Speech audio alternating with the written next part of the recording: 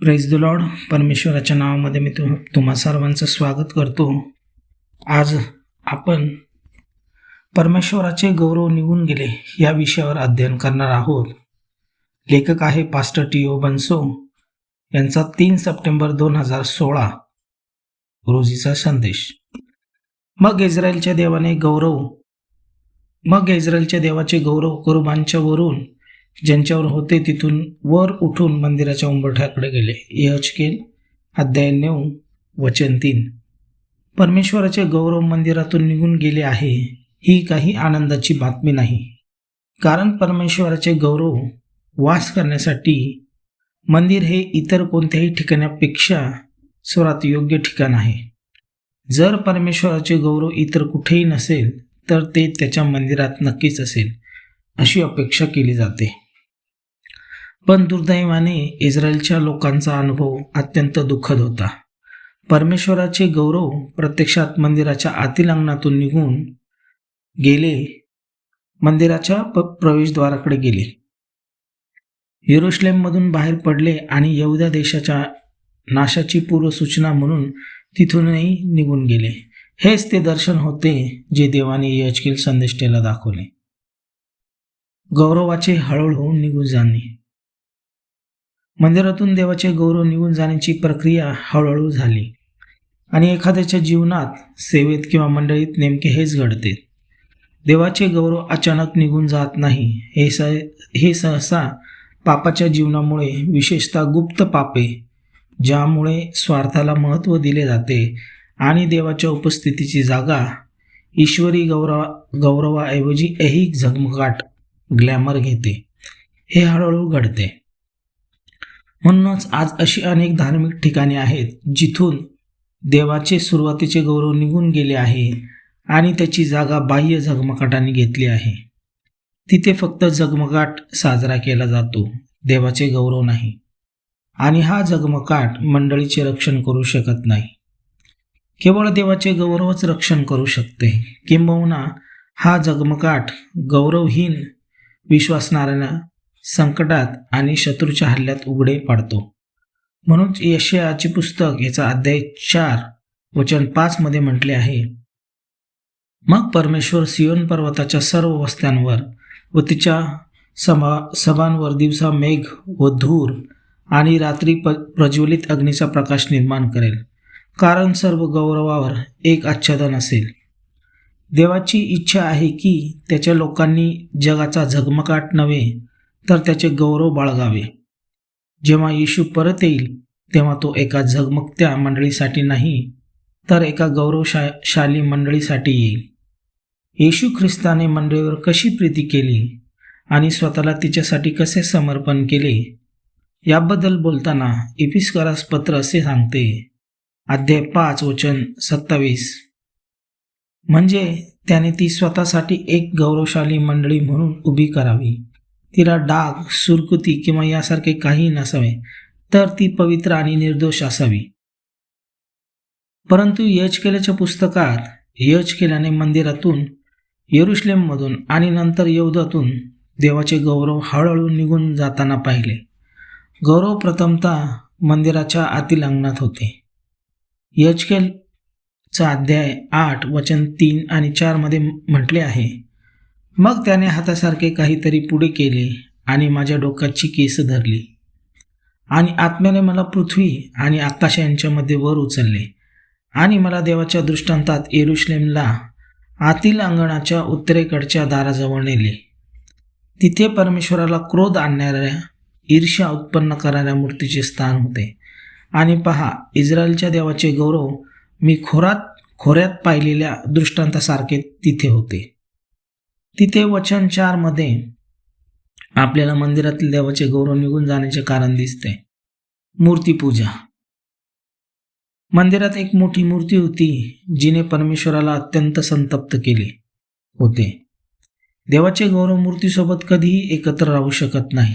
एकतर मूर्ती काढून टाकावी लागते किंवा देव तिथून निघून जातो.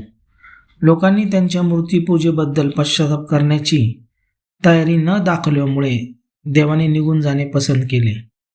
जर कोणी मूर्तीपूजा करू लागला ही केवळ कोरलेल्या मूर्तीपुरती मर्यादित नाही, तर देवाव्यतिरिक्त पूजली जाणारी कोणतीही गोष्ट, तर ती व्यक्ती कितीही देवाचे गौरव बाळगत असली तरी ते निघून जाईल. त्यामुळे देवाचे गौरव आतील अंगणातून निघून दाराकडे, मंदिराच्या प्रवेशद्वाराकडे गेले. एचकेल अध्याय 9 वचन 3 सांगते, मग इस्रायलच्या देवाचे गौरव कोरुबांच्या वरून, ज्यांच्यावर ते होते तिथून वर उठून मंदिराच्या उंबरठ्याकडे गेले. जे लोक अजूनही मंदिरात उपासना आणि काम करत होते ते आतील अंगणातून गौरव आधीच निघून गेले आहे या वस्तुस्थितीपासून अनभिज्ञ राहून त्यांच्या नेहमीच्या कामात मग्न असतील. जणू काही बदललेच नाही असा त्यांचा व्यवहार होता. त्यांच्या जीवनातून किंवा मंडळीतून देवाचे गौरव निघून गेले आहे. त्यांच्या बाबतीतही असेच घडते. त्यांना लगेच काही समजत नाही आणि जेव्हा त्यांना शेवटी कळते तेव्हा खऱ्या पश्चातापाने चेहरे खाली झुकण्याऐवजी आणि अश्रू ढाळून गौरवाच्या परत येण्याची प्रार्थना करण्याऐवजी ते त्याला पर्यायी गोष्ट शोधू लागतात. एक बनावट पर्याय. केवढी ही फसवणूक. दारापासून निघाल्यानंतर देवाचे गौरव मंदिराच्या दक्षिणेकडील टोकाकडे गेले. एचकेलचे पुस्तक याचा 10वा अध्याय वचन 3 आणि 4 मध्ये म्हटले आहे, जेव्हा तो मनुष्य आत गेला तेव्हा करूब मंदिराच्या उजव्या बाजूला उभे होते आणि आतील अंगण मेघाने भरले होते. मग परमेश्वराचे गौरव करूबांवरून वर उठले आणि मंदिराच्या उंबरठ्यावर आले आणि मंदिर मेघाने भरले आणि अंगण परमेश्वराच्या गौरवाच्या प्रकाशाने उजळून निघाले. त्यानंतर देवाचे गौरव मंदिराच्या पूर्वेकडील वेशीकडे गेले. एचकेलचे पुस्तक अध्याय 10 वचन 18-19 सांगते, मग परमेश्वराचे गौरव मंदिराच्या उंबरठ्यावरून निघून करूबांवर थांबले आणि करूबांनी आपले पंख उभारले आणि माझ्या डोळ्यात देखत ते पृथ्वीवरून वर उठले. जेव्हा ते बाहेर गेले तेव्हा चाकेही त्यांच्या बाजूला होती आणि ते परमेश्वराच्या मंदिराच्या पूर्वेकडील वेशीच्या दारावर उभे राहिले आणि इस्रायलच्या देवाचे गौरव त्यांच्यावर होते. एचकेल हे सर्व त्याच्या दृष्टांतात पाहत होता, तर इस्रायली लोकांना तिथे काय घडत आहे याची जाणीव नव्हती. खऱ्या आयुष्यात नेमके हेच घडते. परमेश्वराचे गौरव निघून जात आहे हे ओळखण्यासाठी बरेच लोक पुरेसे संवेदनशील नसतात. देवाचे गौरव पूर्णपणे गमवावेपर्यंत अनेकांसाठी ते केवळ नित्यक्रमाचे जीवन असते. देवाचे गौरव शेवटी ज्या ठिकाणी गेले ते मंदिराच्या पूर्वेकडील पर्वत होते. एचकेलचे पुस्तक 11 वचन 22 आणि 23 सांगते, मग करूबांनी आपले पंख उभारले आणि चाके त्यांच्या बाजूला होती आणि इस्रायलच्या देवाचे गौरव त्यांच्यावर होते आणि परमेश्वराचे गौरव शहरामधून वर उठले आणि शहराच्या पूर्वेकडील पर्वतावर थांबले. गौरवाचे पुनरागमन. देशाच्या पापामुळे देवाचे गौरव निघून गेले आणि जोपर्यंत आपण एचकेलचे पुस्तक अध्याय 43 वचन 1-4 सांगते की पर्यंत पोहोचत नाही तोपर्यंत ते परत आले नाही. जिथे ते पूर्वी ज्या पूर्ववेशीतून गेले होते तिथूनच परत आले. त्यानंतर त्याने मला वेशीकडे म्हणजे पूर्वेकडे तोंड असलेल्या वेशीकडे नेले आणि पहा, इस्रायलच्या देवाचे गौरव पूर्वेकडून आले आणि त्याचा आवाज अनेक नद्यांच्या आवाजासारखा होता आणि त्याच्या गौरवाने पृथ्वी उजळून निघाली आणि मी पाहिलेले दर्शन शहराचा नाश करण्यासाठी तो आला होता. तेव्हा पाहिलेल्या दर्शनासारखेच होते. ही दर्शने मी कबार नदीजवळ पाहिलेल्या दर्शनासारखी होती. मी पालथा पडलो आणि परमेश्वराचे गौरव पूर्वेकडे तोंड असलेल्या वेशींच्या मार्गाने मंदिरात आले. देवाच्या गौरवाच्या पुनरागमनाचे दर्शन पाहिल्यावर एचकेलला किती आनंद झाला असेल. ज्यांच्याकडून देवाचे गौरव निघून गेले आहे त्यांच्यासाठी ही एक आनंदाची बातमी आहे. गौरव परत येऊ शकते, हालेलुया. पण एचकेलचे पुस्तक अध्याय 43 वचन 9 आपल्याला सांगते, देवाचे गौरव परत येण्यासाठी एक अट असते. आता त्यांनी आपला वेश्याव्यवसाय, मूर्तीपूजा आणि आपल्या राजांची प्रेते माझ्यापासून दूर ठेवावीत, म्हणजे मी त्यांच्यामध्ये सदा सर्व काळ राहीन. देव पापाच्या मध्यभागी वास करणार नाही. जेथे पवित्र आहे तेथेच तो राहील, कारण तो पवित्र देव आहे. पापामुळे एखादे जीवन, मंडळी, सेवा किंवा घरातून देवाचे गौरव निघून जाईल आणि जेव्हा खरा पश्चाताप आणि पवित्र जीवनासाठी समर्पण असेल तेव्हाच ते परत येईल. निर्गमचे पुस्तक अध्याय 40 वचन 10 आणि 11 सांगते, आणि तू होम वेदीला व तिच्या सर्व पात्रांना अभिषेक कर आणि वेदीला पवित्र कर, आणि वेदी परमपवित्र होईल, आणि तू गंगाळाला व त्याच्या बैठकीला अभिषेक करून ते पवित्र कर. हे जुन्या करारात होते, परंतु नव्या करारात देव आपल्याकडून काय अपेक्षा करतो याची ती केवळ एक छाया होती. या काळात प्राणी मारण्याच्या विधीशिवाय देव पवित्र आणि समर्पणाची मागणी करतो. एली आणि शमशोन. एलीच्या काळात पापामुळे देवाचे गौरव इस्रायलमधून निघून गेले, जे त्याच्या नातवाला दिलेल्या नावावरून सूचित होते.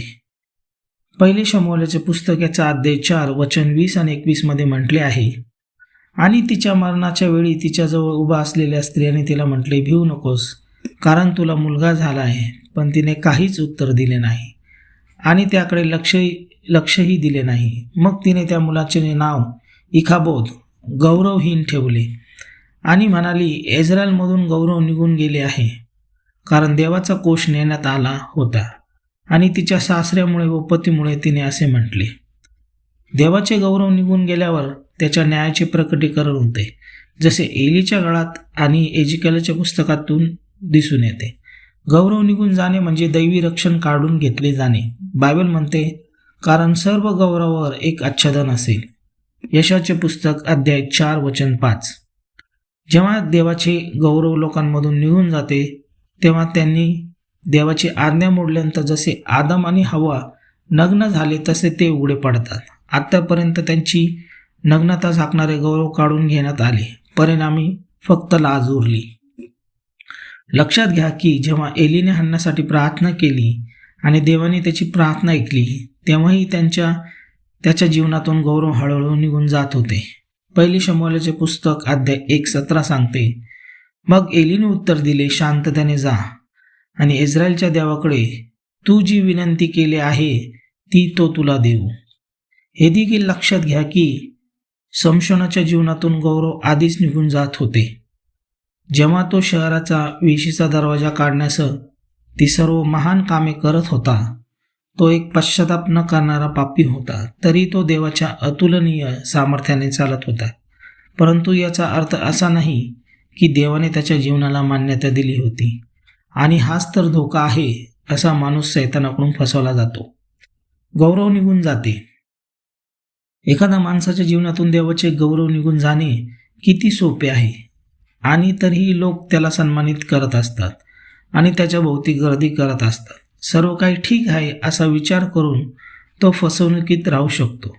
पण जर तो पुरेसा संवेदनशील आणि प्रामाणिक असेल आणि त्याच्या जवळचे लोकही तसेच असतील, तर त्यांना कळेल की काहीतरी चुकीचे आहे. ते कदाचित फक्त बाह्य स्वरूपाचे पालन करत असतील आणि त्यांच्याकडे खरे गौरव नसेल. देवाचे गौरव शेवटी निघून गेल्यानंतर अशा मंडळ्या किंवा सेवकांकडे कार्यक्रम असतील पण त्यांच्याकडे सामर्थ्य नसेल. त्यांच्याकडे सुव्यवस्था असेल पण प्रकटीकरणाचा अभाव असेल. ते लोकांच्या सहभागाचा आनंद घेऊ शकतील, परंतु त्यांना स्वर्गाच्या योगदानापासून वंचित ठेवले जाईल. गरज आहे ती खऱ्या पश्चातापाची, सार्वजनिक दृश्यातून माघार घेण्याची आणि देवाकडे परत जाऊन जुन्या दिवसाप्रमाणे गौरव पुनर्संचयित करण्यासाठी प्रार्थना करण्याची. स्वतःला लीन करा, परमेश्वराचा धावा करा. ज्याने गौरव गमावला आहे अशा कोणालाही नेहमी पर्याय शोधण्याचा मोह होतो, आणि देवाच्या गौरवाला पर्याय शोधणे इतके माणसाच्या आत्म्याला दुसरे काही दरिद्री बनवत नाही. देवाच्या गौरवाला कोणताही पर्याय असू शकत नाही. राजा रहोबामाप्रमाणे सोन्याची जागी पितळ आणू नका. दुसरे इतिहासाचं पुस्तक अध्याय 12 वचन 9-12. अशा प्रकारे मिस्रचा राजा शिशाक याने यरूशलेमवर चढाई केली आणि परमेश्वराच्या घरातील खजिना व राजाच्या घरातील खजिना नेला. त्याने सर्व काही नेले. शलोमोनाने बनवलेल्या सोन्याच्या ढाली त्याने नेला. मग राजा रहोबामने त्याच्या जागी पितळेच्या ढाली बनवल्या आणि त्या राजाच्या घराच्या दारावर पहारा देणाऱ्या रक्षकांच्या अधिकाऱ्यांच्या हाती सोपविल्या. आणि जेव्हा राजा परमेश्वराच्या घरात जात असे तेव्हा रक्षक त्या बाहेर काढत असे आणि नंतर ते त्या परत रक्षकगृहात ठेवत असे. जेव्हा त्याने स्वतःला लीन केले तेव्हा परमेश्वराचा क्रोध त्याच्यावरून वळला, जेणेकरून त्याचा पूर्णपणे नाश होऊ नये. आणि यहूदामध्येच गोष्टी चांगल्या चालल्या होत्या. राजा रहबामने किती मोठी फसवणूक केली. कोण कोणाला फसवतंय? रहबामाच्या फसवणुकीचे अनुकरण करू नका. स्वतःला लीन करा. तात्पुरते पर्याय शोधू नका. देवाकडे परत या आणि त्याचा चेहरा शोधा. त्याच्या गौरवाच्या तुमच्या जीवनात, घरात, सेवेत आणि मंडळीत परत येण्यासाठी रडून विनवणी करा. त्याचा गौरव व्यतिरिक्त दुसरे काही पुरेसे होणार नाही. शौल ज्या देवाचा आवाज ऐकत नव्हता त्याला एंडोरची चेटकीन पर्याय असू शकत नव्हती. पहिले शमूएलाचे पुस्तक अध्याय 28 वचन 6 आणि 7 सांगते, आणि जेव्हा शौलाने परमेश्वराला विचारले तेव्हा परमेश्वराने त्याला स्वप्नाद्वारे किंवा उरीमद्वारे किंवा संदेष्टाद्वारे उत्तर दिले नाही. मग शौल आपल्या सेवकांना म्हणाला, मला एक भूतविद्या जाणणारी स्त्री शोधून काढा, म्हणजे मी तिच्याकडे जाऊन तिला विचारेन. तरीही तो लढाईत मारला गेला. जर गौरव अद्याप निघून गेले नसेल तर कृपया ते गौरव जपून ठेवा. गौरव निघून जाण्यास कारणीभूत ठरेल अशा कोणत्याही गोष्टीपासून दूर राहा. देवाच्या गौरवाव्यतिरिक्त इतर कशाने खरे समाधान मिळत नाही. Praise the Lord. म्हणून आपण देखील देवाचे गौरव आपल्यापासून दूर जाता कामा नये आणि ते आपण जपून ठेवले पाहिजे. आता इथेच थांबूया. Praise the Lord.